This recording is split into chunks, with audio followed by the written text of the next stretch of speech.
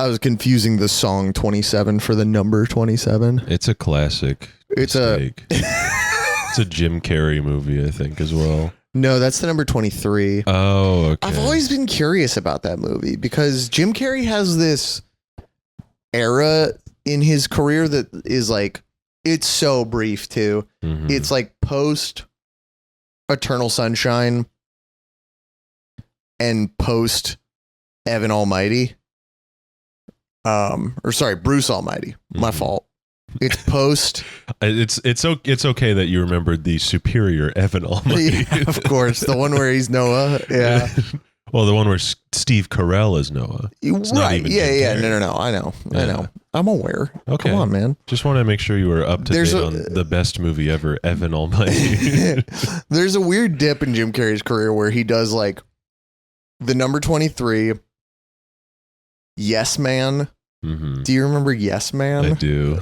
And there's another one that I can't quite put together at the moment, but it's just as like weirdly, like, I don't know what the situation was in that time, but hang on, let's pull up IMDb. We can just do this. Yeah, we can figure out which movie it is. The number 23 is like the worst movie ever. Yeah. So I've heard. I've heard that. I can't remember if I've also heard that his performance is bad in it, because like the whole novelty with that movie is that it's Jim Carrey doing a dramatic role, which like it's Jim Carrey losing his mind. Yeah. Right. And we don't have enough of Jim Carrey doing dramatic roles. I mean, I agree, but according to the people, at least. 07. Damn, Logan Lerman is in this movie as a character named Robin Sparrow. Just two different birds. Robin Sparrow. Yeah, like 2005 to like 2009 is pretty dismal, Jim Carrey. Are you thinking about Mr. Popper's Penguins? Yes, I am. But was that 09? 11. When is that? I saw that movie in the theater when I was 11 years old. Okay, so like 2004, he has a banger year. Yeah. Of Eternal Sunshine and a series of unfortunate events. And then the one I was thinking of was Fun with Dick and Jane. Oh, gotcha. Which I think is a not very good movie. And then the number 23. And then Horton Hears a Who. And then Yes Man. And then I Love You, Philip Morris. Which is... I remember liking it. But I'm sorry, I'm just looking at this like image that Letterboxd has on it, and it's like very clearly not Ewan McGregor, but with Ewan McGregor's face put on it. That's crazy. It's so weird. I think Ewan McGregor gets a lot of plastic surgery in that movie, so that could be it. I mean, maybe, but like it's still very clearly a Photoshop job, which is awesome, dude. And then he's in IMAX Under the Sea. He's in Mr. Popper's Penguins, and then he's in The Incredible Burt Wonderstone, and then Kick-Ass 2, and then Anchorman 2, and then Dumb and Dumber 2. Holy. And that's an all-timer run of just shit legacy sequels. He has some awful stuff. Yeah. And then that show he did, Kidding, that show was very good. Yeah. That's like maybe his last good thing, honestly. Other than Sonic, of course. But yeah. Like, dude, what an unfortunate run.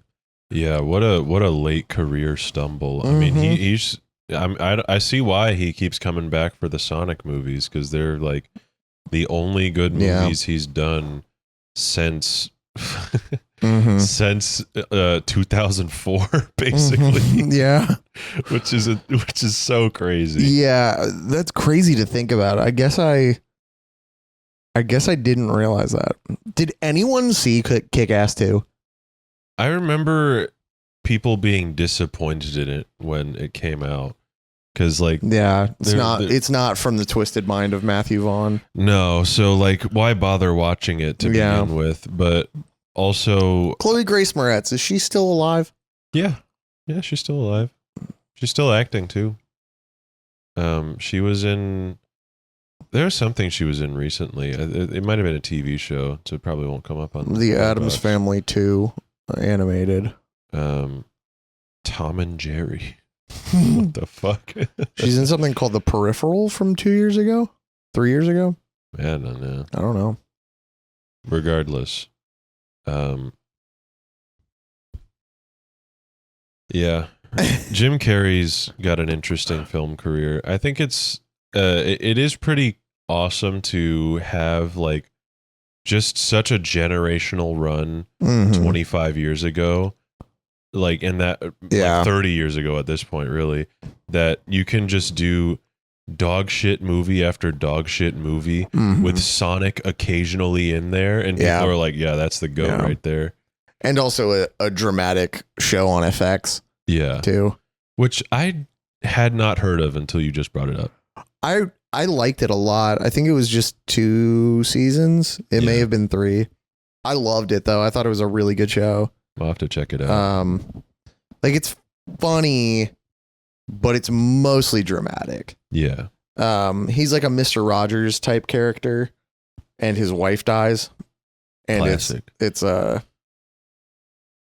is a bummer. That does sound like a good premise for a TV show that'll make you want to kill yourself.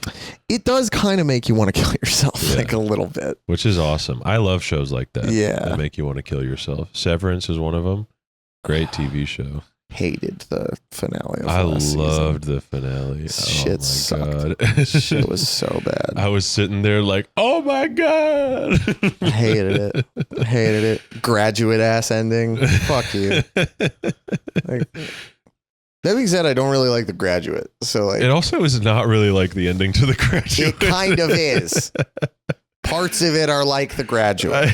I mean, if we're talking like final shots, like not to get into spoilers, obviously, because it's still pretty new. But I don't give a shit. Because Sam does this all the time on KSC, where Sam will be like, spoilers, and it's like for a 79-year-old movie. Okay, well, the finale came out like 2 months ago. Who gives a shit? I don't know. Someone listening, like, people have had 2 months to watch it. Yeah, and I've had fucking. I'm gonna mute your microphone. Listen, it took me like 15 years to watch Breaking Bad, and that show's not even 15 years old. I mean, yeah, but like you knew how it ended, didn't you? No. Really? Yeah. Are you finished with it? Oh yeah, I watched it a couple years ago. Oh, okay, cool. That and Better Call Saul. I still have not finished Better Call Saul. Low key, or really started it.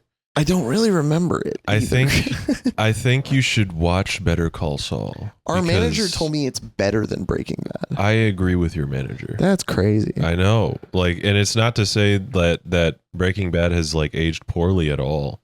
Like it is genuinely still like a 10 out of 10 show. Vince Gilligan just at the top of his fucking game. Yeah, and then Vince Gilligan was like, "You thought I only had a 10 out of 10 in me?"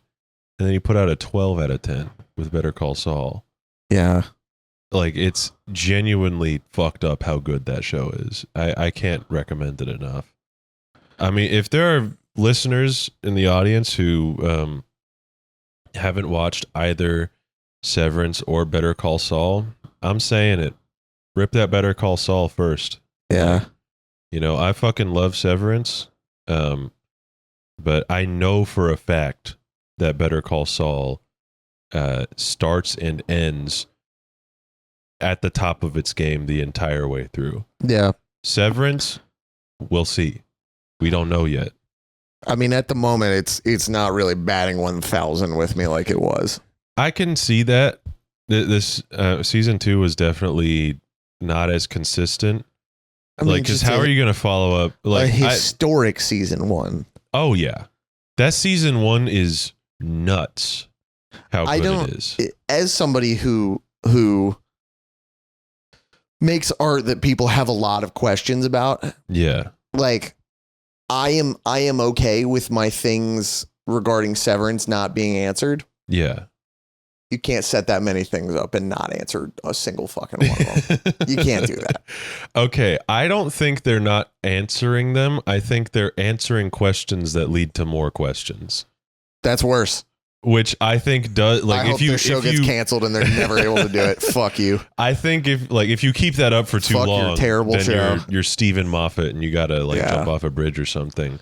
Yeah, not actually, but he did ruin Doctor Who, pretty badly. Did you see the reveal of the new Doctor? I did. I'm so glad I stopped watching that show. Oh, I think I'm gonna tune back in because I'm wondering how they're gonna pull that off. Yeah, and coming from Russell T Davies as well. Yeah, guy who gave us Ninth Doctor. Come on. Yeah, that just was there anyone in the room saying no to anything he ever brought up this time around? No. God damn, that just. I mean, maybe in isolation it might have been fine, but with the context of just how everything in culture is just eating itself now, like the How to Train Your Dragon live action movie, which is just the original movie but worse. The Lilo and Stitch movie, which is just Lilo and Stitch but significantly worse. I mean, dude, I don't mean to get all doomer on our fun podcast, but we're cooked. Oh yeah, it's cooked. It's over. Wrap it up. Yeah. You gotta fucking. Did you catch any of that discourse about the Sabrina Carpenter album cover? I saw one comment and then I said, I'm not gonna go out of my way to see any of this. You're a better man than me. Because I'm making a whole video about it. Not just that, but also that and are we too stupid for satire and everything? I'm using it as a vehicle for a larger topic. I don't mean to therapy speak you, but you gotta protect your peace, brother. Oh yeah. I mean, it's not Fuck that. It's not like I'm actually this is not something I see and I get actually angry at. No, this is something I see and I'm I can make a video about this. Sure. Yeah. Which I need to do more often if I'm going to get rich and famous. I mean, yeah, I suppose I see what you're getting at. Yeah. I get no pleasure. I derive no pleasure from looking at that discourse, participating in that discourse. None of it. I mean, I'm not enjoying it. That's fair. I mean, she looks so hot on the album cover too. Oh yeah, 100%. Listen, dude. Yeah, I get it. Maybe some people don't want to treat someone like a dog during sex, and don't want to be treated like a dog during sex. Yeah. I want to. So leave me the fuck alone and leave her the fuck alone. Leave Sabrina alone. Leave her alone. If she wants to puppy play, let her. Yeah. I mean, she's my favorite variety of celebrity. She's a public freak. I love it. Yeah. It's great. Awesome. And it's so funny how not to get too much into this, but one of the comments I've seen a lot about it is she's so fucking sexual, and it's you listen to that album, the only hypersexual songs are the ones that got big. The rest of that record is love songs and breakup songs. Yeah. And then I mean Juno wasn't even a single, which is crazy because that's the best song on the record. It's one of the biggest songs. I mean, compared to it's probably fourth or fifth as far as gigantic songs on that record. I think it's Espresso, Please Please Please, Taste, Bedchem, and then Juno. But those four before that were all singles. And then that fifth one was not a single, and all of those songs except for Please Please Please are pretty sexual. Mm-hmm.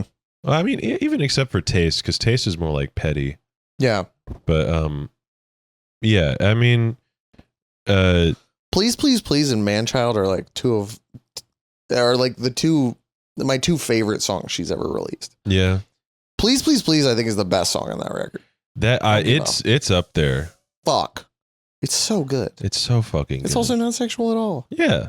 And like the fucking, that second verse, like they just change keys for no reason. Fucking awesome. It's great. Yeah. Super sick.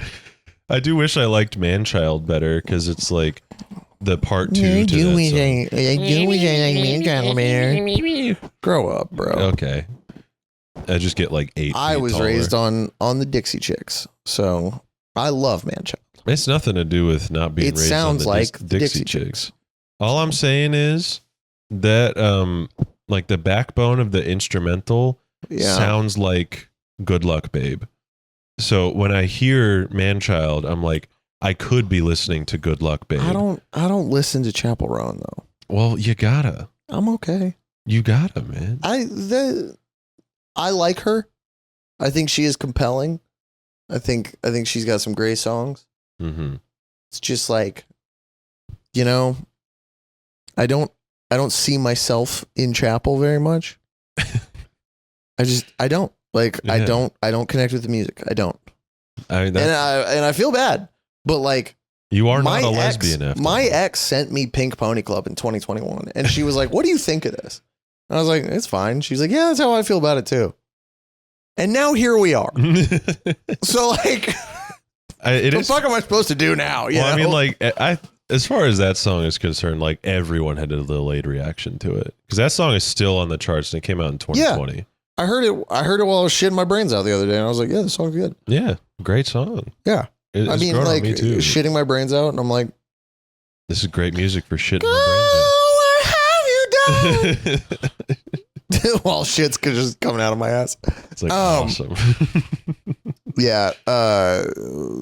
Anyway, back to the number 23 starring Jim Carrey. That's true. We're not here to talk about the number 23 today. We're talking about the number 27. Holy fuck. Welcome back to This Ain't a Scene, It's a Podcast. I'm one of your hosts, Dawson, the him brother who is on this podcast. And they call me the gay pussy eater. I thought we were not talking about Chapel Roan anymore. Whoa, come on, man. Yeah, I'm Carson. I'm two of your hosts. I have a split personality between me and a guy named Chad. Oh, okay. I've never met Chad. Would you like to? Not anymore. Okay, right. No, they also call me ray tracing. My name is Ray Tracing. AKA Malice, AKA Pusha, AKA Travis Scott's dead body. Welcome back to This Ain't a Scene, It's a Podcast. I'm also one of the him brothers. We're back. And just the two of us. And we're back. And we're back. After a monumental episode last week. Yeah. An episode that they're going to cement in the history books. Yeah. I think it was a good episode. It was good. It was good. Ian's a little too loud in my house, but it's okay. You know, it happens. And also, what time did we start recording? Like 10:30? Yeah, I think around then. When you said that you were going to be here at 8:30. Oh yeah, like when you texted me, I was like, he's having flashbacks. Like, well, not only that, but also like the reason why. I mean, I was playing Fortnite. I was like, I don't know if I have to, start sucking or not. I suck anyway, but like when you said 8:30 tonight, I was like, thank fucking God. I was like, if I'm like, we'll be out of here by like 11 probably. Let's go with recording the Patreon. Lord willing, dude. Lord God willing, Oh, I don't know if we're doing a Patreon tonight. We could. We're gonna do last week's Patreon for this week because I still haven't posted it. Oh. And then we'll record next week's Patreon next week. Oh, okay. Don't worry, I have this all planned out. Also. Okay. I had like since we last recorded, I drove. Hang on. The Fall Out Boy song we're talking about this week is 27. Here's a snippet of it. And it's over. Look at that. Look at that. Since we last recorded, I drove all the way to Long Island. Oh shit, that's right. Yeah. Yeah. Went to a wedding in the Hamptons. Drove back down from Long Island to Georgia. Slept while Maddie drove the last like 3 hours. Hung out at home. We got back at like 6 a.m. The day after the wedding. Or 2 days after the wedding, I should say. Got back at like 6 a.m. Dan and I then at 9:30 drove from here to Orlando. And then I dropped Dan off in Orlando. Oh my God. And then I drove from Orlando to Atlanta. So that's what I've done. Today was my first full day at home. Yeah. In a minute. Like in almost a week. I don't even know what day it is. Is it Wednesday or Thursday? It's Thursday. Okay, awesome. Yeah. Yeah. Yeah, that sounds like a hell of a week. It was crazy. Yeah. I almost shot a bitch. Let's go. At the wedding? No. That would have been crazy. That would have been crazy. Yeah, I didn't do that. I'm lying. That's good. Okay. Okay. Yeah. Okay. I like to lie sometimes. I don't. Okay. It's immoral. Yeah. Now, if I just lied, would that be indicative of me liking to lie or not liking to lie? I don't know. Yeah, let's hop into this song. Okay. Oh, did you want to talk about other stuff? No. Sorry, that I could see how the gesture I made and the tone of voice could have led you to believe that. But no, I'm perfectly down to get into the song.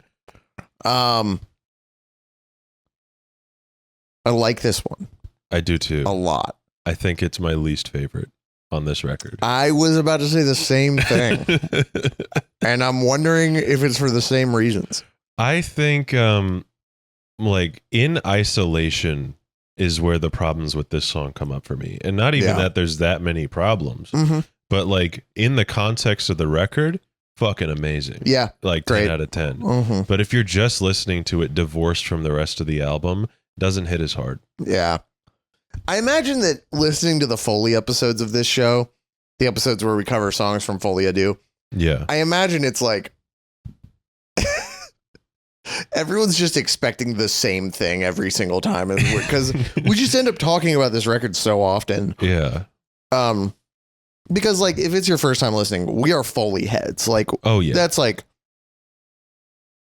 Foley is in my top 10 albums of all time. Same, if not like top 5 for me. Yeah.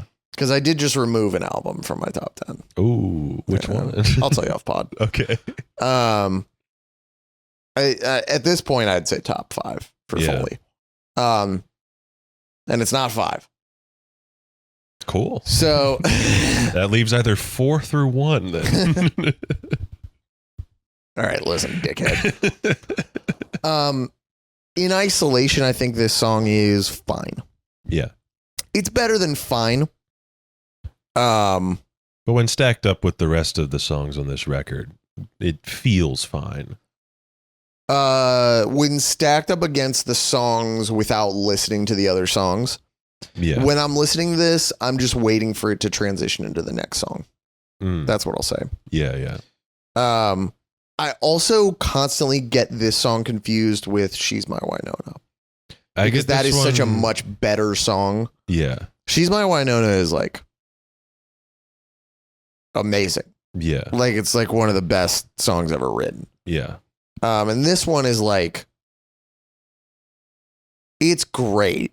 It's got 2 kind of clunky lines that I end up still liking for the most part, but in isolation, when you haven't been receiving the themes of this record over and over, I listened to this song probably 7 times in a row today.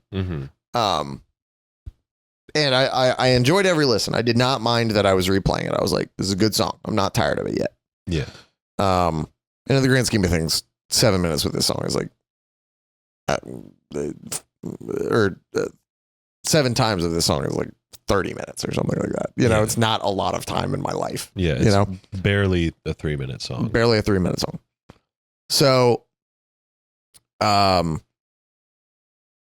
yeah, I mean, I really like it. I think without receiving the themes of the record from the other songs, I think the other songs on this record inform this one so well. Yeah. And it becomes a thing where it's like, it's is the phrase greater than the sum of its parts? In this case, it would be less than the sum of its parts. Well, but the it, record is greater than the sum of its parts, right? I'm We're gonna come off as so fucking stupid. I mean, if they haven't clued in on that already, then Yeah. well, I don't know what's going on. Yeah. They might be dumber than we are. Bitch, go listen to IndieCast. Better podcast. Bitch, go listen to Serial. Shut up. If you want to hear like qualified people talk about music, go listen to IndieCast. You better turn on Switched On Pop, you little bitch. You better turn on Song versus Song, you little bitch.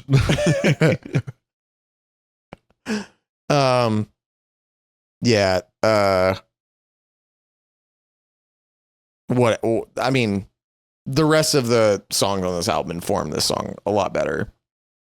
And I think when I'm listening to the album, I'm receiving the themes of it in such a way that the lines that I would consider clunky in this isolation listen to be just like kind of part of it. Yeah. And we'll get into lyrics, but I mean, sound palette on this one is also, I think, a little more bare bones than everything else on the record. Mm-hmm. I would say this is the closest they come to like a song that they could play. Like, I don't know if there's a single song on this record you could play acoustic, and have it be the same feeling. If they played this song acoustic, I'd be like, yeah, it's the same song. Do you know what I mean? Yeah. There's not a whole lot else going on other than just like two guitars, bass, and drums. No, there's like effectively nothing going on. Mm-hmm. There's some piano that's like doing like a bum bum bum bum bum bum bum bum. Yeah, at one that's point, more of like an accent thing. It's not like an integral part of the song that the if you sound took it out in a live performance, it would be like a lesser performance. The sound palette of this song in general is just not as broad as the rest of the record, which like is not necessarily a bad thing. It's cool to switch it up. But again, there's no switch up here because we're just listening to the song. It's funny because like you and I have read about like how many demos Patrick had for this record, and it's like, you know, demo is such a terrible word. Like I've written like 43 seconds of a song before and called it a demo. You know what I mean? Mm-hmm. Like I've written a full song out and recorded scratch vocals on it and everything, and I've called that a demo. You know what I mean? Yeah, it's such a broad topic. It's such a broad statement. It's a terrible term, but like, you know, we read that Patrick had like 70 demos for this album, and it's just kind of surprising that this one is what poked through. Like, and that's not to say it's a bad song. It's not a bad song at all. It's very good. It's just like, lyrically, it's not the strongest on this record. The hook is fine. Mm-hmm. I think my body is an orphanage. We take everyone in. I think that's the closest they come to having like a really, really sticky hook on this song. Yeah. And then the doing lines of dust and sweat off a last night's stage. Yeah. I think it's sticky, but it's like, it's nowhere near as sticky as something like Coffee's for Closers. Yeah. Like even the opening line of the very next song is catchier than most of this song. What song comes next again? God, why am I forgetting on the name? It's the one, the opening line is, "I'm not a crybaby, I'm the crybaby." Oh, Tiffany Blues. Yeah. That one, like, well, and Tiffany Blues also has like such an extended sound palette, and also like it's not the Neptunes produced one, but it's like, it could basically be a Neptunes produced one, and it's got the Lil Wayne feature. Like, there's so many good things going on for it. And you put a 4 count in front of that song, Pharrell produced it. I mean, it basically has one. Just without the clicks, you know? Yeah. Oh. Well, it's got like a little riser like right before. Yeah. So that counts, honestly. It kind of counts. I love that people point out the 4 count thing. Because like he doesn't do it every time, but he does it a lot. Yeah. There's no 4 count on the new Clips song. Oh. I'm about to be so unk about this Clips record, man. Like I'm gonna be levels like you've seen me be a white rap fan before. I'm about to hit whitest, unkest levels you've ever seen on this. We're about to on get this Clips record. Did you you hear it? Did you hear So Be It? I heard the part of the song where he dissed Travis Scott, but I haven't listened to it. Dude, this song's incredible. I need to listen to it. This song's amazing. I'm kind of waiting for the whole record to drop. I pre-ordered it. Yeah. Like I heard So Be It and just I saw that there was like a merch and CD and vinyl pre-order and I went and did it immediately. I was like, give me this shit.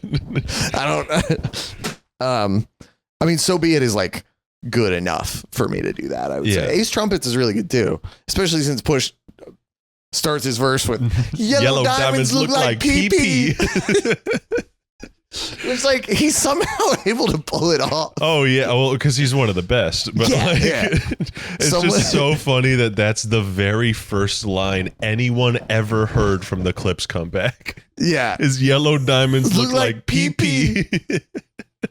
Technically, there's a Clips comeback on It's Almost Dry, and on Jesus is King. The formal Clips comeback, like where they're making a whole the official Clips comeback. Yeah, and that was like the first, like the snippet before the song came out was that yellow diamonds look like pee. It got he says it with attention. so much conviction. Like it's amazing. It worked too. Like everyone was paying attention. It's like, what the fuck is he talking about? I watched a podcast from an industry person that has heard the Clips record early. They went to like a listening party for it that was like 30 Rock Nation people. They said the first song, not to spoil anything, because I mean I'm not playing you the song. Yeah. So it's like I don't have the song. But allegedly the first song is about the two of them losing their parents within 4 months of each other. God damn. Like their dad died and then 4 months later their mom died. So like the first verse is Pusha T rapping about his mom. And then the second verse is Malice rapping about their dad. That's crazy. And then the Kendrick feature is track 2. So I might have to pre-order this record. I know. Like I've also heard that the Kendrick feature is like unbelievably good. Well, they not that he has a reputation for terrible features, despite the fact that he's done. Do you like the Nostalgia feature? What do you mean? Kendrick's feature on Nostalgia by Pusha T. I don't know it that well. It's very good. I do think that there has been some like serious overhype on it. Not that I care. I don't think it's going to be as impactful as the Like That feature, obviously. But like, no, and I don't even really know if he's talking shit on it. Yeah, like I think he's just rippity rapping his ass off. I'd kind of prefer if he wasn't talking shit, honestly. Yeah, he's done a lot of that.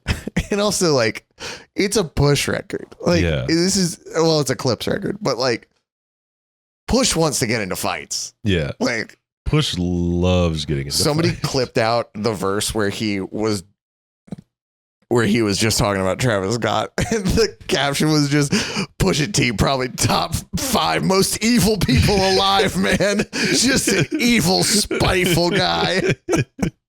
Yeah, it's like just the content of that verse. Travis started crying and he pulls out his phone and starts recording.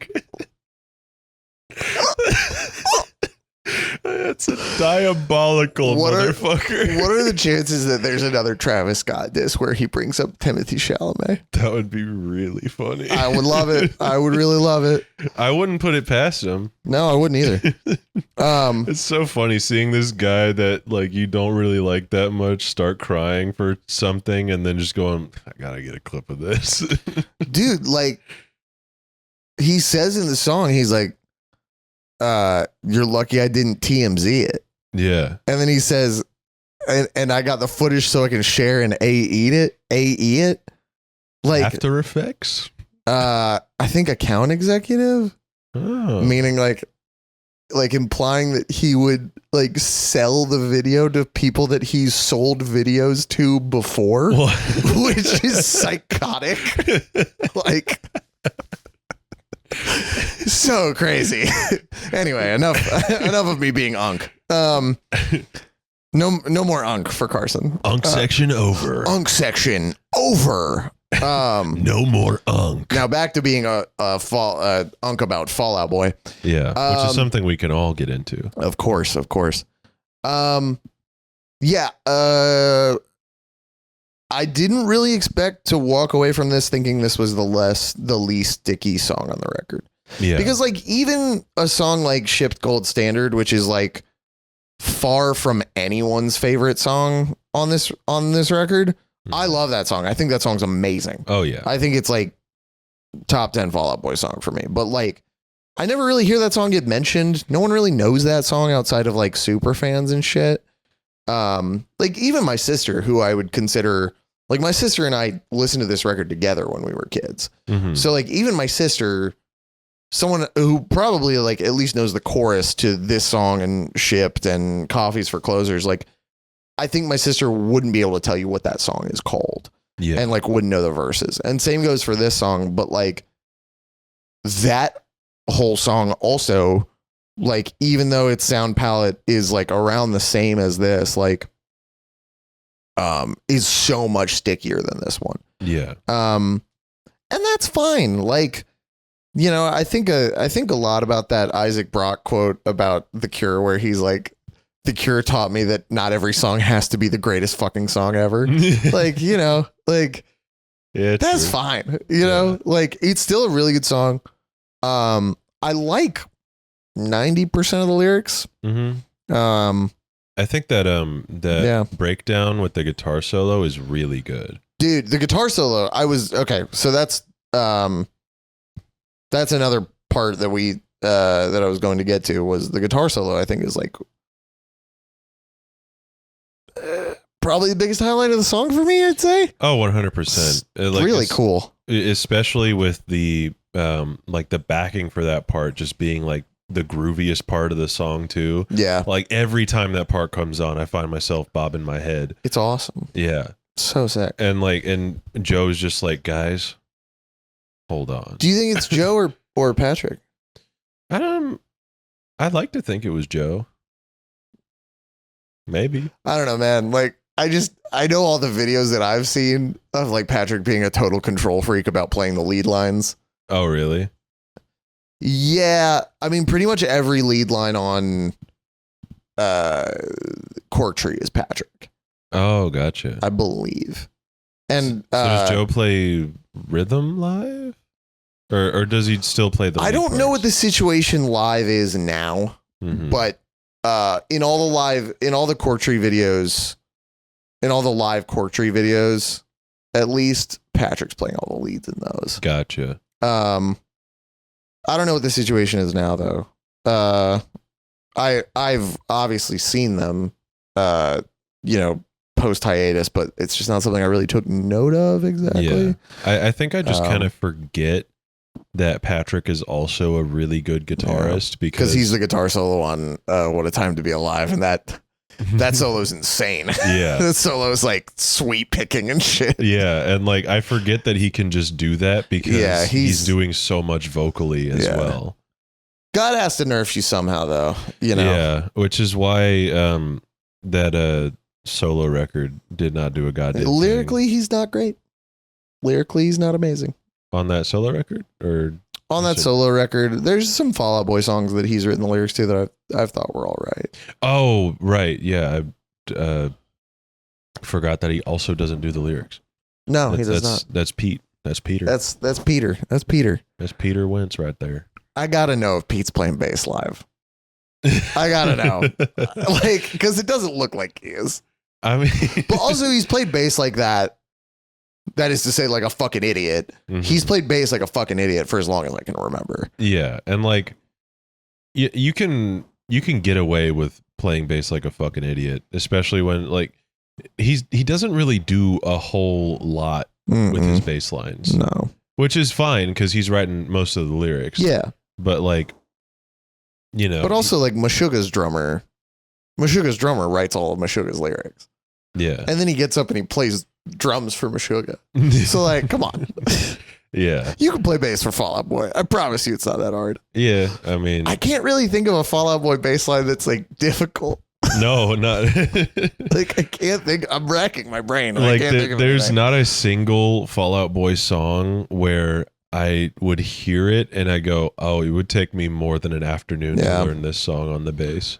There's a couple guitar things on this song that are a little more complex than I thought they were. Oh yeah. The solo's pretty tough.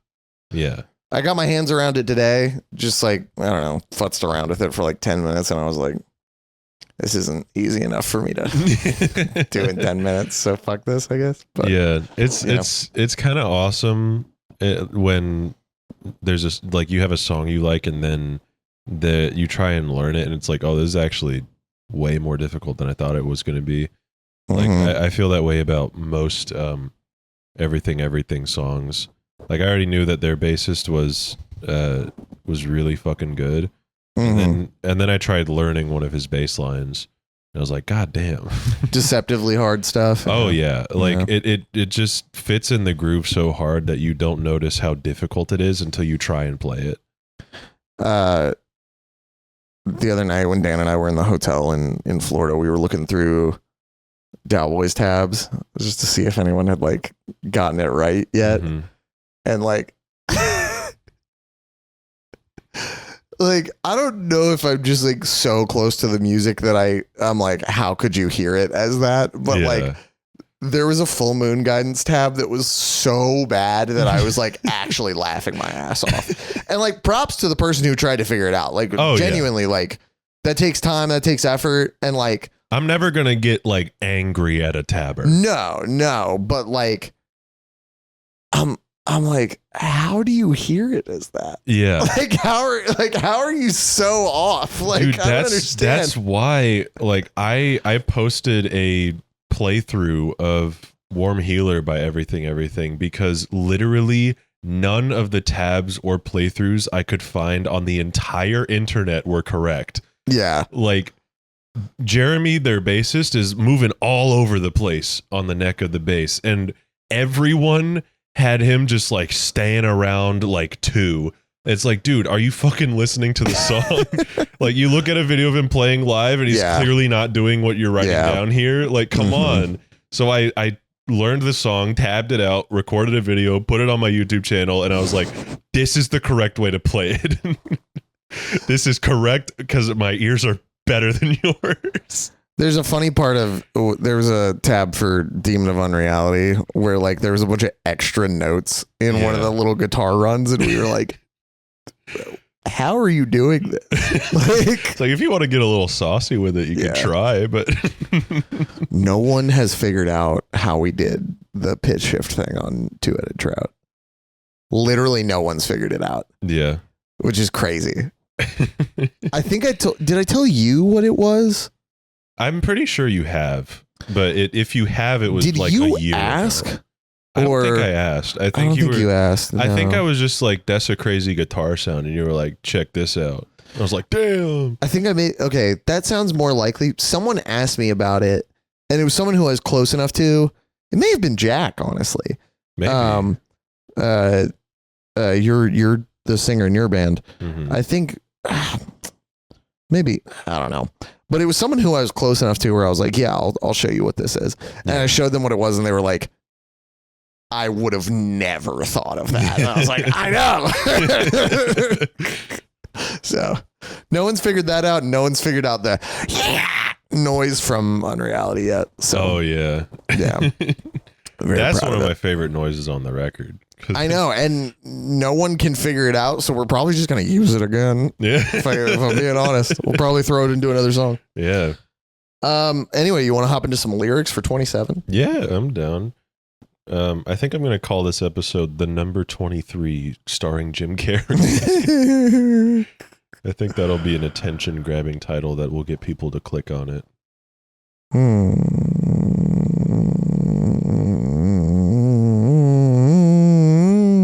I want to talk shit about a band so badly, but yeah, we can wait. they're a metalcore band. Oh, dude, They did play Warped Tour though, so maybe they're too big for me to shit on them. Maybe they're big enough to where I can shit on them and it'll just be me punching up.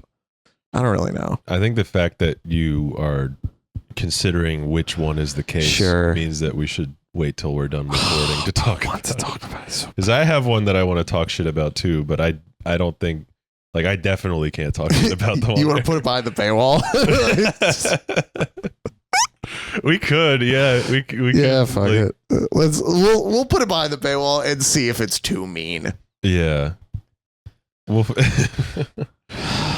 man, I have been fed up with specifically metal lyrics lately. We'll talk about it after we talk about some Fall Out Boy lyrics. Just giving them. But if you want to hear us talk some shit, hop on that Patreon, baby. Patreon.com/thedreadedwheel. So true. So what were those lines that you took issue with? Because I don't like if home is where the heart is, then we're all just fucked. Oh yeah. And I also don't like, it's kind of funny how we're wearing, it's kind of funny the way we're wearing anchors on our shirts when being anchored aboard just feels like a curse. Compared, I think the delivery on that second one saves it, because I love the way he says curse. My mind is a stage. My mind is a safe, not a stage. My mind is a steak, bro. I love, and I want it so bad I'd shoot the sunshine into my veins. I can't remember the good old days. Oh yeah. I think that's so good. Yeah. I don't like the anchors on our shirts thing because it's kind of an eye roll. Like, I don't know. And also compared to the rest of the lyrics, like the lyrics of the chorus are amazing. Mm-hmm. My mind is a safe, and if I keep it in, we all get rich. My body is an orphanage. We take everyone in. That orphanage line has got to be like top 20 lyrics of this band. I know they were high-fiving when they figured that shit out. The second they figured out, Pete was like, "Dude, look at this," and everyone's like, "Holy fuck, bro!" It was probably through an email back then. Yeah, and everyone on the email thread. Whoa! they go to practice the next time. Also, let me respond to this Nigerian prince, and then I'll respond to you. They go to practice, and Pete's like, "Did you guys look at my email?" That's awesome. And also, like, the second pre-chorus, like the first pre-chorus is that anchored aboard. Just feels like a curse. The second pre-chorus are all the good times getting gone. They come and go and come and go and come and go. I've got a lot of friends who are stars, but some are just black holes. Mm-hmm. So good. Yup. So good. That's what I'm fucking talking about, baby. That I think we've even brought up that black holes line on the show before. Like that's it's crazy how it's difficult to decide which line is better, the orphanage or the black holes line. Yeah. Like at least it is for me. They're both amazing. They're both so good. Yeah, this one's just a little like, it's funny that this comes after What a Catch, because there is just a little bit of like, I mean, and we've talked about how like What a Catch being in the middle of the goddamn record is kind of weird. Yeah. But like they said that like that was the only place that it made sense to put it, etc. I think this is so interesting. I think this is so interesting as a follow-up because it's like, What a Catch is this like kind of send off and the like, hey, we're breaking up and like it's happening. Like this is happening. We're bringing this is all the our last stage in. of grief. We're fucking. This is acceptance. Yeah. And then immediately after, the first line is, if home is where the heart is, then we're all just fucked. And it's such a bare bones rock song with a guitar solo. And it's so far from being a pop punk song that it's like, you know, it's them just being a rock band. Yeah. And it's interesting to just immediately go bare bones after the big anthemic track. But like, again, we're talking about the song in isolation. So it's like, it's not really fair to judge it based on that. In the context of the record, I think it really works because of works great. That's what I was getting at is like, it's such a weird choice, but it works perfectly. Yeah. Just the contrast between how enormous What a Catch is and then just how straightforward 27 is. It's perfect. Yeah. And like my interpretation, even though I don't love it as a line, my interpretation of like, if home is where the heart is, then we're all just fucked, being like, you know, despite how comfortable this situation is, we all know that this needs, like, that we need a break from this. Like, we need to stop being Fall Out Boy effectively. Yeah. Like, I think that that's a really interesting way of looking at your situation. You know what I mean? Of like, immediately after this big send off, I think this song is very clearly about the band. Mm-hmm. And I think that's why it comes after What a Catch. And I think it works perfectly in that context. And it's like, it's kind of this thing that's like, you know, despite us being, you know, a big band, bigger than we've ever been, you know, extremely successful, dating fucking pop stars and, you know, doing whatever the fuck we want artistically, like, we're fucked. Like, if we keep doing this, we're fucked, you know? And I think in that context, great line. Mm-hmm. In isolation, you know? Like, in isolation, this song kind of comes off as like a We're Awesome song because, like, the chorus is like, there's definitely elements of like, I miss the good old days and like it just doesn't hit like it used to. But I mean, with how kind of triumphant, I guess, this song is in sound, and like, if you're just kind of passively listening, I could very well see this coming off as a We're Awesome song. Sure. Maybe, I don't know. But like, when you store something up in a safe over time, like, that's smarter than like blowing the money or selling the money that you have in the safe. Like, things, it's saying like things appreciate, in my opinion. And like, I by no means read it as like I don't read it as a We're Awesome. I don't not read it as a We're Awesome song. I more read it as a like, hey, like, we all know this has to end for a little bit, but like, things that you invest in and things that are like, the stewardship of the band is ultimately going to put us in a new place, basically. Yeah. And like, I think they're kind of talking about their peers when they say like, you know, got a lot of friends who are stars, but some are just black holes. Like, I think that something that was very much at the forefront of all their minds was like, you know, we have been in this long enough to see people be at the top and then be at the bottom, you know, like, just, it's interesting. It's interesting to view it from that lens, I think. Yeah. I don't know. Yeah. I'm rambling at this point. I mean, maybe I love this song. I don't fucking know, but yeah. I mean, like, none of this to say that we think this song is bad, obviously. No. But it is interesting because there's not really any other song on this record where divorcing it from the context of the rest of the record kind of has a negative impact on it. Yeah. Like, I can listen to any other song on this record just on its own and still have as much of a good time as I would during the record. I feel like a dog with your head out the window. Yeah. And here, you know, I'm a dog that knows I could roll the window down and listen to the rest of the record. I'm a big dog. I'm a big dog. You want to say the next line from the Mario Judah song or no? No. Annotation on if home is where the heart is, then we're all just fucked. I can't remember. Due to his likely depression, he cannot remember what is in his heart and therefore where he belongs.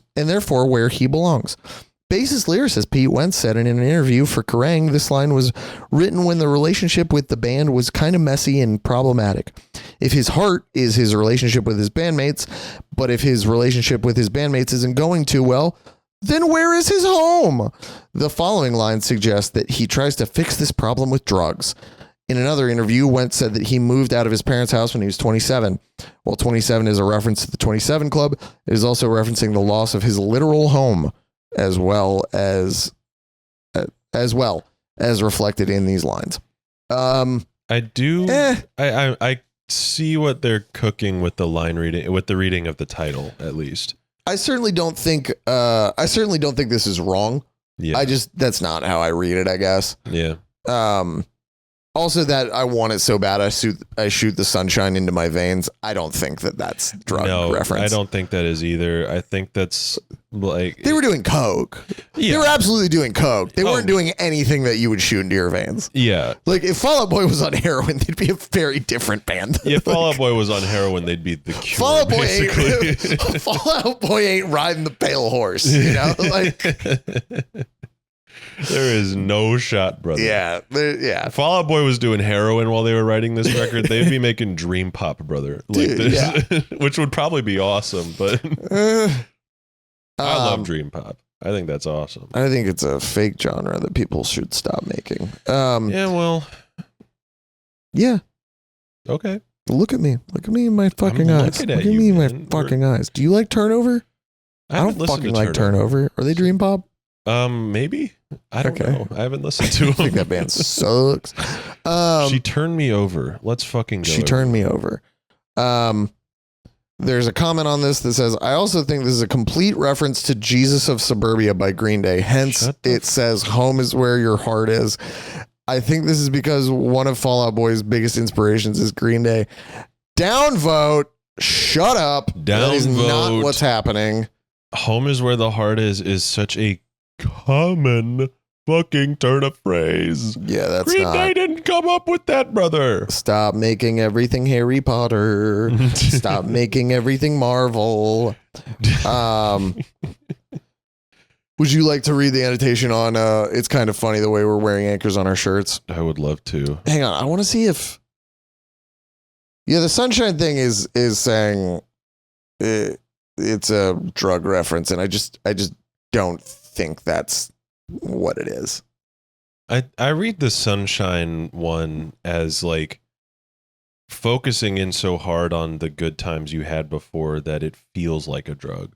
Not that you're actually doing drugs, especially since this song is about how like fraught the relationship has become with the rest of the band. It would make sense that it's like, man, what am I even fucking doing here? Like, why am I doing this? Like, just trying to remember the reasons why you're here. Like, I don't view it as a drug reference at all. I think it's just a flowery metaphor, which is awesome. I think like what it's saying is like things used to be so much easier.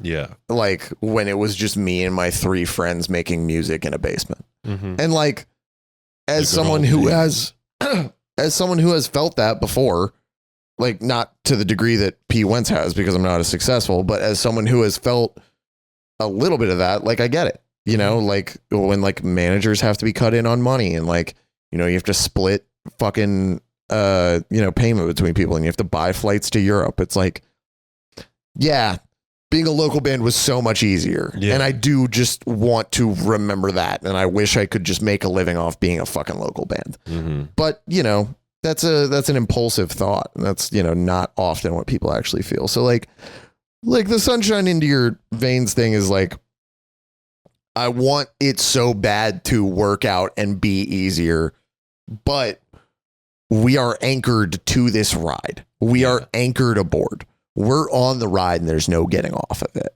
basically. Yeah. So I think that's that's kind of how I read that a little bit. I think reading it as purely a drug reference is a little bit shallow as far as like looking into the lyrics of the song, especially with what else this record is about. Like, like of all Fall Out Boy records to have a shallow reading of a line, why this one? It's really interesting. Yeah. If you want to do the pre-chorus line. Yeah. So the annotation on the pre-chorus says, modern society has made it a trend to wear clothing and accessories with anchors on them, with slogans like, I refuse to sink. The saying is ironic, and Pete can see this because anchors are what hold a ship down. If they do that, then why are they used to represent freedom? He feels like being fully associated with certain things can do more bad than good because he's being held down. He's not really free. Now, my problem with this line is when this record came out, I was 8 years old, and I did not know that people were wearing anchors on their shirts. And when I finally got to listening to this record, they weren't doing that anymore. I feel like a lot of band merch had anchors on it at that time. I refuse to sink. Yeah. Okay, don't get in the water, pussy. There's a Set Your Goals album that is like effectively like pirate themed. Haley Williams raps on it. What is this record called? That's so funny. It's called This is the record that Haley Williams raps on. Oh, okay. All right, never mind. They have an album called Mutiny, and there's a guy walking the plank on it. That's what I'm thinking of. Set Your Goals wise. Yeah. But then This Will Be the Death of Us is the one that has Haley Williams rapping on it. And there is like, I don't know, you can't really see it from how far away you are, but like it's anchor adjacent. Yeah. Yeah, I mean, I immediately, whenever I think of like anchors on our shirts, I think of Set Your Goals merch. Yeah. And Haley Williams rapping. See, like I completely missed that trend. I know, it's so funny. Like because I didn't until like now. I was 12 when this record came out. 13? Yeah. 12 or 13? Until like just now, I didn't know that was a thing that people did. Like I've seen like corny ass, millennial ass, I refuse to sink anchor shirts, but I didn't know that was like enough of a thing to where Pete Wentz would write a line about it in a song. It was just really integrated into band merch at the time, I think. Yeah. And like, as we all know, like Pete Wentz is a guy that's going to take notice of something like that. Oh, for sure. It was their undertow. Does that make any sense? Like it was like, I get it now. Yeah. Yeah. Like if I walked in a Hot Topic in the year this album came out, there would have been at least 12 shirts that had anchors on them. Gotcha. Between like Set Your Goals, A Day to Remember, Chunk No Captain Chunk. I think I had a Memphis Mayfire shirt that had an anchor on it. I want to say I had a Of Mice and Men shirt that had an anchor on it. I would not be shocked if they had an anchor shirt at all. Yeah. Like Of Mice and Men is an anchor shirt band for sure. 1000%. They had I had an Of Mice and Men. This is actually a very nice story. I had an Of Mice and Men shirt that had the Dune that had Shai Hulud on it. Oh hell yeah! Like they had like, and it was like stylized and shit, but it was like fully the Of Mice and Men Dune shirt. Yeah. And I was like they said something about it in an interview because I think one of them was wearing it and they were like, "You're wearing your own merch." He's like, "Yeah, it's our fucking Shai Hulud shirt. Of course I'm gonna wear it." And I was like, "What's Shai Hulud?" And that's how I know what Dune is. Oh hell yeah! And that's how I know. That's how I know about the book Dune. Yeah, that's awesome. It was a great shirt. It was red though. It was red with the worm on it. I would have expected like a black or a brown. I know. It was like it was like sports brown. car red. Interesting. It was ugly for sure. It was not a shirt that you'd want to be seen in nowadays. Yeah. I had 3 different Memphis Mayfire shirts that had owls on them. Memphis Mayfire was on a big like owl kick for a little while. Yeah. Yeah, I mean I think that's what he's referencing with that. I would imagine that is because he's always been pretty tapped in about that kind of stuff, and I mean it's also kind of a hokey line, I think, like a little bit, just because of like the I don't know, it doesn't come off as graceful as other current references he's made. It's clunky because the line begins like it's not a bad line by any means, and the line that follows it up when being anchored aboard just feels like a curse. Like I think that that part of the lyric is so good, but like anytime you begin a lyric with "it's kind of funny," or like something of that variety, it's a little exactly. Like, it's a little clunky. It reminds me of that Nicki Minaj line where she's like, that was a setup for a punchline on duct tape. God. Yeah, like that kind of line. It's almost the same thing. It's not really. This kind of line is very just filling out syllables coded. 1,000%. Like, I wouldn't be surprised because like just from the insight that Patrick has given us through interviews and stuff like that, like Pete sends him words and then Patrick crafts it around the song it fits on, you know? And I wouldn't be surprised if the line was originally, we're wearing anchors on our shirts when being anchored aboard just feels like a curse. Like, and then it had to be molded syllabically, you know? Yeah. So I don't know, just the way it comes off. And like, that's fine. Yeah. Like, that's the other thing is like, if that's what you want to say in the song, there's not much else you can do to make that not sound clunky. Just like both with the syllables and like how the melody works and everything like that, so that you have a repeating melody when you go to the when being anchored aboard. Like, you need an intro to so like functionally it works just fine. Functionally it's good. I just like anytime, like, I mean, I think we can both agree Pete Wentz, cream of the fucking crop when it comes to lyricism. Like, amazing.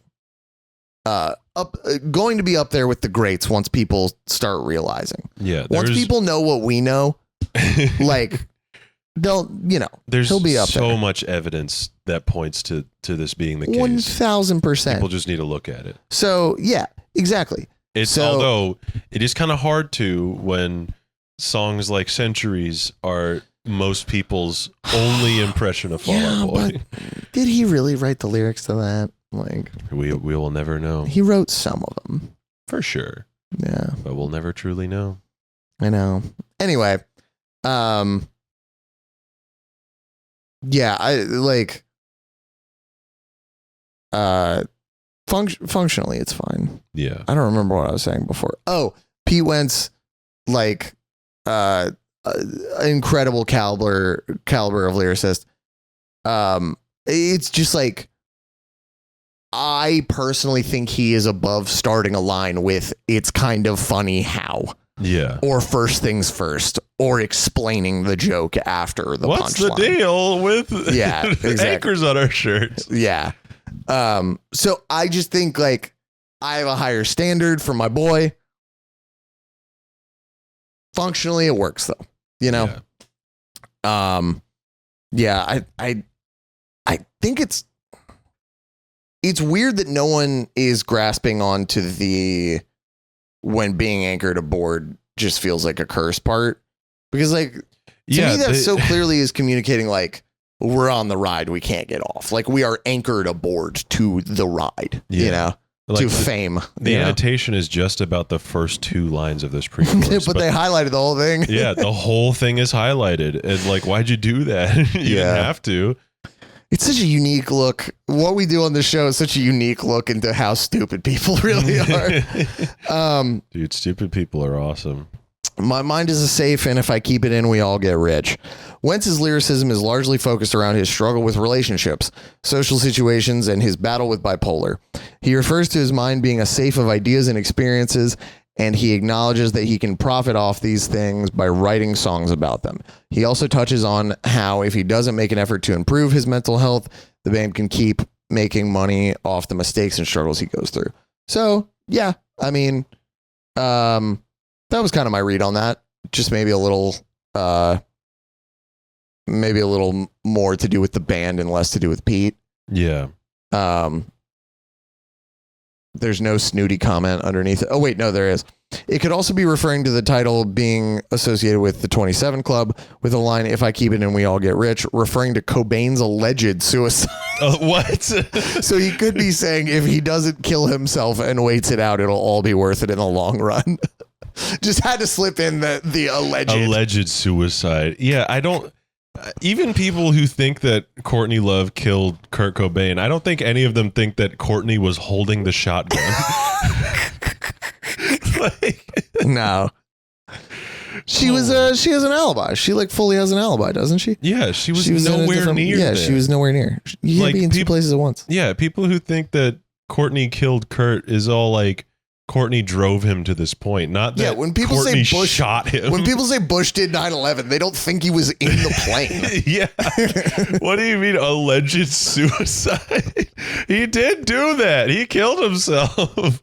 It's pretty explicitly known that he did that. You know, like every time someone has like a new conspiracy about that, I go back and reread the note that he wrote, and I'm like, yeah, no. Like, I was like, yeah, it's not. Just read the note, pal. Yeah, I understand you want it to be anyone's fault, but his, like, not that. I mean, it breaks your heart to know that, you know, you're like your favorite artist was suffering, and you want like an explanation for that other than they were suffering. I mean, yeah, dude. Like my personal Kurt Cobain also killed himself, so like you know, I struggle with that too. Like every time there's a Chester Bennington conspiracy about like him being connected to Pizzagate or something, I totally buy into it for like 20 minutes. Yeah. You know, it's just and then I think natural. about like, you know, his childhood and, you know, how he, you know, he's just a really troubled guy, you know? Yeah. Like, and I don't know the truth of what went down with that, but like, you know, I'm a conspiratorial person too. Very, very much so. Very, very much so. But like with Kurt, it's like, yeah, man. Like, trust me, I know you don't want him to be the one pulling the trigger, but like, I don't know. Yeah. Do you want to read the "My body is an orphanage" line? Yeah, I do. Just want to say there's an image attached to the "My mind is a safe." Yeah, I did see that, and it's a CG rendering of a pure white brain inside of a safe and the safe has a light over it too, which is really funny. And the image is very clearly cropped. I thought it was an elevator at first. That's funny. But yeah, the annotation for which one? Orphanage? My body is an orphanage. Yeah. Ooh, we got a long one. Ooh. This line has a variety of interpretations due to its ambiguity. An orphanage is a place of residence for children who have been orphaned or have both parents deceased. In this context, do we really need an explanation of what a fucking orphanage is? You ever heard of Batman before? I'm pretty sure I know what an orphanage is. In this context of Wentz describing his actual body as an orphanage, he describes himself as a residence for people with no place else to go. This could be a way of Wentz cynically describing himself as being sexually promiscuous, almost as if he's a last resort for someone that wants a good time. It is also possible that this line would tie into the actual title of the song and Wentz's drug addiction during the time, with taking everyone in referring to drugs. On a more positive viewpoint, Wentz could be describing himself as a martyr of sort because of his fame. In the late 2000s, Wentz often used his fame as leverage for the people around him, which he demonstrated throughout the band's pre-hiatus history by dominating and shaping a scene where his image was at the center. He used this to help other bands and close friends, with symbolic signings of bands such as The Academy Is, Cobra Starship, Gym Class Heroes, and Panic at the Disco. Overall, pretty good annotation. It's a little too thorough. Yeah, but too, I mean, too clever by a half, I think. If there's ever image. I love the image of a little bear in a pill bottle. Presumably the bear from the cover, I guess. It looks like it might be by the same artist. Oh, interesting. I mean, it's very similar. I'm not going off of any like evidence about it. I haven't seen this artwork attached to the album ever before, and I've owned a physical copy of this album since it came out. So yeah, I mean, I read it as more the sexually promiscuous thing, and also like we take everyone in like being like sexually promiscuous, but also like just doing anything to, you know, numb whatever it is. Yeah. I do think that like annotations like this where they go into the meaning of the lyric and then like go off into like tangential meanings that kind of make sense even with it. I think those are fine, honestly. Like and this is very clearly well thought out. Like one contributor, by the way. Like most of the dog ass ones that we read have like 4 usually. Yeah, true. So like this one contributor, I mean, you cooked. You did cook. User Train Spotting, great username. That's pretty good. Yeah, you cooked. Can't lie. I like doing Lines of Dust and Sweat off Last Night's Stage just to feel like you. The delivery is quite theatrical on that. And Last Night's Stage. I did misspeak on the last chorus. There is some like additional like strings and stuff that emphasize that part. But it's only on the last chorus, I believe. And then I mean, like, I like that line. I think it's cool. To me, I read that as like they want the excitement that the fans have. They want like the love for what they're doing. Or even the excitement that they previously felt. Yeah, that too. Well, and even if it's like, yeah, we feel this way on stage, but off stage, it's like, yeah, we got to fucking kill the band for a little bit. Yeah. I think you can read a lot into that, which is funny because the annotation focuses on the 27 Club. Which just doesn't feel related to that line at all. Yeah. I'm not saying we're smarter, but no, in this instance we are. Milligrams in my head, burning tobacco in the wind, chasing the direction you went. I love And You're a Bottled Star, the planets align, you're just like Mars. Oh yeah, that is fire. So good. Yes sir. And then you shine in the sky. Oh yeah, that's sticky too. That's a very sticky part of these verses. And then we already talked about how much we like And All the Good Times Getting Gone. They come and go and go and come and go. Oh yeah, I've got a lot of friends who are stars, but some are just black holes. I do want to see. Yeah, I want to see what's up with that. It does look like this is a reasonable annotation on the black holes line.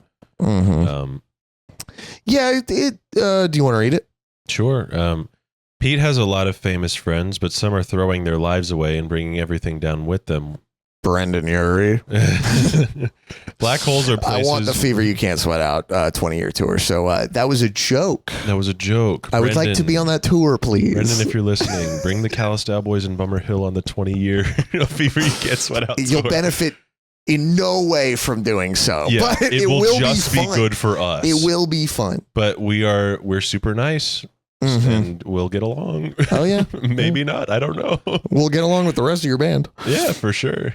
But black holes are places where gravity pulls so much that even light cannot get out, and can happen when a star is dying. Also, both of those are in quotes, which is really weird. I find it so strange that we need to define what an orphanage and what a black hole is. Yeah, like I do. I also citation error. No person or anything attributed to this quote. Like they put where gravity pulls so much that even light cannot get out, and can happen when a star is dying in quotes for no reason. They're not attributed to anything. So it's like maybe this person doesn't believe it. Maybe they're like, yeah, where gravity pulls so much that light can't even get out. Yeah, you're telling me that a star collapses and just like sucks everything into it. Yeah, fuck it. Sounds like my that's what happens. Ex-wife, bro, sucking all my friends into her mouth, bro. Fuck you. Lemon Cave does not believe in space, I don't think. But shout out Lemon Cave for sure. They affect the behavior of stars around them, just like being around someone toxic can influence another person's actions. Yeah. And there's a quote from presumably Peter that says 27 is another one of those songs. That quote also isn't. Well, it's hyperlinked. Let's see. It's taking 1 million years to load. It's a YouTube video. Yeah, it's an interview with Pete Wentz. Okay. 27 is another one of those songs I would like people to figure out on their own. Just think about getting past 27. I got a lot of friends that I want to make it there. Yeah. I mean, I can admire that instinct to want people to figure out the songs for themselves. I know you've spoken about that. Not to outright explain the lyrics to your songs. I just think it's like, I don't understand what it is about my writing specifically that is like hard to understand, because to me it makes sense. Mm-hmm. But like, also like, I don't have that drive with other lyricists, even like the ones that I really, really like. Yeah. Like Aaron Weiss, For Me Without You, has a lyric where he says, I made the rounds in Germantown. They could barely taste my pancreas that day. Mm-hmm. And like, I don't know what the fuck that means. Maybe. But I know that line. Yeah. And I like that line a lot. Yeah. To me, it sounds like he was getting drunk as hell. Yeah, exactly. That's what that means. I mean, like, but like, also, he's like maybe saying that, like that song is maybe about him. He's maybe singing that from the perspective of a bird. Mm-hmm. So it could be like a bird that's being eaten, like, or a bird that you kill and eat. I don't know. But also, like, I don't care to know the explanation. I don't fucking care at all. Mm-hmm. Like, I don't know. I don't need an explanation, because like I can run the gambit of like, I know what he's like. I think I know what he's saying there, mm-hmm. but also I would never ever ask him to explain it. Yeah. You know? No. Yeah. I mean, like, I think the inclination to have an artist explain their lyrics kind of only goes as far as the internet or other indirect avenues, because like, in my mind, going up to someone and going, hey, what does this song mean, is like psychotic, because if you don't understand what the song means and it turns out that song is about like a relative dying or something like that, that's a hell of an awkward conversation to have. Yeah. I don't want to take that chance. And also, I can see both sides of that, because on the artist side, it can feel kind of not really like debasing, but it can feel kind of arbitrary, I guess. Yeah. Just like, why the fuck am I doing this? I mean, you know, if you're shooting a promo for Genius or whatever, that's another thing. But even when Pete's done that, he's been super vague about it. Yeah. Like the Thanks for the Memories one makes no sense, and he knows. Yeah. He doesn't fucking care. Yeah, like well, that's the awesome thing about doing a Genius promo. You can just do that. You don't have to explain yourself. Yeah. But like, I can see it from the fan side as well, because I think it comes from a place of wanting to connect more with the music that they like. Yeah. Which is fine, you know. That doesn't mean that artists are obligated to explain the music that they write, obviously. But I see where the inclination comes from. Where it turns into a problem is when it becomes an expectation. Yeah. And I do think some people feel entitled to the exact meanings of the song. Especially with someone as accessible as me. Like, you can pretty much get a hold of me. You can I answer tweet like all my DMs just because I'm bored. Yeah. I like music and podcasts and playing video games are my job now. So like, I'm bored a lot of the time. Like, you know, like I'm at the gym and I'm like, who wants to talk to me? Like, anyone want to chat? Come on, let's talk. Yeah, so I can see it. I think it's an interesting conversation. Like, I do think there is a lot of value in looking at an artist's words and figuring it out for yourself. Yeah. Yeah, completely. And I think especially with the lyrics that you write, your lyrics kind of have a reputation for, like, and I don't think that they are, but they have a reputation for being nonsense.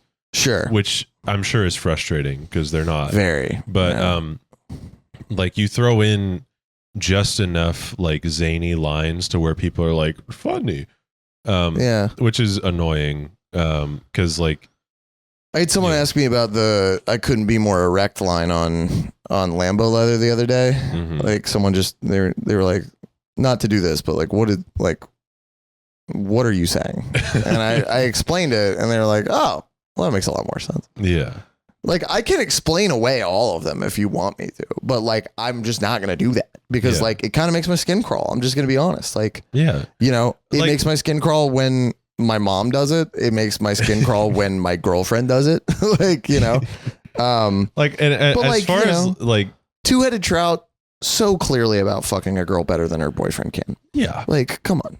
Yeah. Let's be smart. Let's have a little. We're so clearly talking about just boning down. Just Absolutely getting in there. Giving deep strokes. Just like big ones, like 4 inches. We're getting 4-inch strokes in We're there. getting 4-inch balls deep. Next slapping. time you listen to Two-Headed Trout, think about those 4-inch Think about strokes. my 4-inch cock.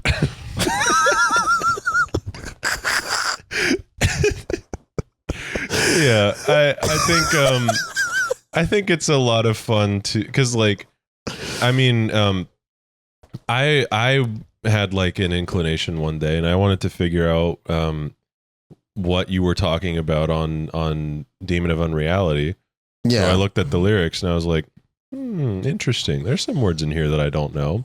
Sure. And I looked up the words that I didn't know. Like I didn't know what a baccalaureate was. Yeah. Then I looked it up and I was like, oh, okay. I still don't know if I have like a complete grasp of what that song is about, but that's the fun of it. It's like figuring it out, you know? That song is mostly about how AI is going to kill us in like 5 years, but yeah. That makes sense. That's the aforementioned Demon of Unreality. Yeah. So I can write a cell phone social media bad song and not make it clear that it's a cell phone. Like I don't have to hit the gram and like my post just pretending that I'm woke. Selfie, look at me. Slave to likes. Don't you see? Don't you see? Yeah, it's so Damn, we've funny, been going like, for a long time, and I feel like this episode's been really good. So. I do too. I mean, like, we've been really insightful. We've been really locked in. It must be that rain I drank. that rain you drank. Yeah, you see that right there? Yes. It's a maybe better for you energy drink. Oh, I thought you were talking about like rainwater. Yeah, I have a rain gauge out there, and every time it rains, I drink it. Okay. That's probably kind of good for you, maybe. Not anymore. You don't think so? No, it's not safe to just chug rainwater anymore. Why not? Just pollution and shit. No, but doesn't that you build up an immunity to it? I mean, you could try that. Yeah. I'm not going to. Yeah. But did you hear about that guy that let a venomous snake bite him like every day for years and years and years? Yeah. Because of 9/11. Yeah. He was like, if I don't let this snake bite me, the terrorists win, you know? And it worked. Yeah. It's crazy. I mean, It's crazy that and My Chemical Romance both worked because of 9/11. Yeah. Like, think about it. We have great music and also maybe a cure for like the most venomous snakes in the world. Yeah. Because of 9/11. And I mean, next time you're thinking about him, maybe a little thanks, Osama. You know? Thank you, Osama. Thank you, Osama. Yeah, I was listening to the 3 Cheers remaster the other day. I still haven't listened to it. You gotta. I don't think I want to. I understand that, but you gotta. I've always thought that record sounded great. I don't even think that record sounds bad. Yeah. But like very clearly there are like there's at least a mastering issue with that record. One of my most famous friends put on his close friends story with just a picture of that remaster. He had bought it on vinyl. Yeah. And he put a picture of that remaster and he just said, some things you shouldn't touch. And I was like, number one, this person never uses his fucking close friends. Yeah. Number two, he's using his close friends to shit on something that someone he knows probably worked on it. Yeah. Which is why I was like that's largely been the like one of my most respected like clouded friends. Yeah. Was like saying that it wasn't good. So I think it's maybe I'm putting it off. I'll just put it that way. It's understandable. Like if you like the original mix, you don't need the remix. Yeah. But I like the remaster. Like I like how the remaster sounds better in general. There is like an attachment because that record is fucking 20 years old. Yeah. You know, there's obviously an attachment to how that record sounds. Can I cut this short and we can put this behind the shit talk paywall? Oh, true. Yeah. Let's rate this thing and get out of here. Yeah. I was originally going to stick it with a 7, but I think after going through the lyrics, even with the ones that we don't really that we're not really a fan of. I'm going to give it an 8. You know what? I was going to basically say the same thing. Yeah, I think I like it more after we talked it out. Yeah. We hashed it out, and I really like this song. I think it's great. 8 out of 10. Yeah. Roll out the carpet. I'm gonna get the wheel ready.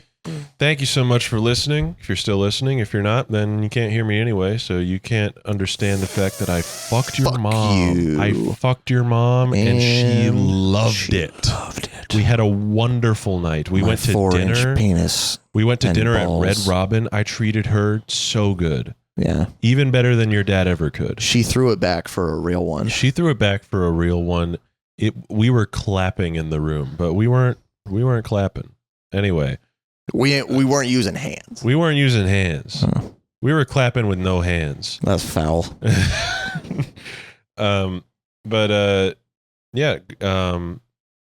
to the Patreon if you want to hear more of us.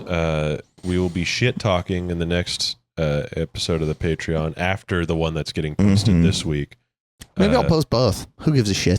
True. Yeah. I mean, 2 Patreon episodes this week. Fuck it. Yeah. Why not? Why not? We didn't get you one last week, so why not 2? Yeah.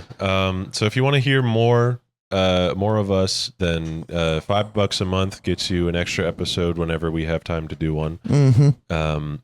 Follow Carson and I's bands at the Callous Boys on Instagram, at Callous Boys on Twitter. Follow my band at Bummerhill on Instagram, at BummerhillATL on Twitter. Follow the podcast at The Dreaded Wheel on Twitter, and clap and smile. Let's spin that wheel. Now, Dawson. Yeah. Unless Fall Out Boy releases a new album soon, we only got 70 songs on this wheel left. Only 70 more weeks. Only 70 more weeks. All right, spinning. What do we got? Honorable mention. What record's What that? is that that? Evening Out? I think that's Evening Out. Yeah. Oh, brother. Well, next week's going to be profoundly fucking boring. Get ready for next week's Movie episode. cast, Yeah, where we probably. talk about movies. Yeah, I'm going to go see The Life of Chuck, and maybe I'm probably going to see that too. probably go honestly. see something else too. Yeah. I think we're going to do Life of Chuck and dinner tomorrow. So Honorable mention is the opening track on Evening Out with Your Girlfriend. great. Also, I will say, right before we end, we had a correction from 2 episodes ago. Oh. Please. Our close Correct away. personal friend Elder T, who's still listening Wow. after all this time. Miles is dope. I love that guy. That's a cool guy. Shout out Miles. He came through on the Twitter and he said that the version of Growing Up that we listened to that's on Believers Never Die is not a re-recording. Really? They used takes, it's not a re-recording. They used takes from the version of that song that they did on a split. So while it's not Andy drumming, it's also not the person who drummed on Evening Out. Oh, interesting. Okay. As for the singing being better, no idea how that That's happened. crazy. All right. For the drumming being better, we do have an explanation. But yeah, that was that. I forgot to bring it up last week. It's but definitely remixed and remastered, though. for sure. Because Yeah. it sounds so much But better. none of it was re-recorded. Interesting. Okay. Well, Yeah. my Super bad. cool. My bad. All right. Anyway, bye-bye. Bye.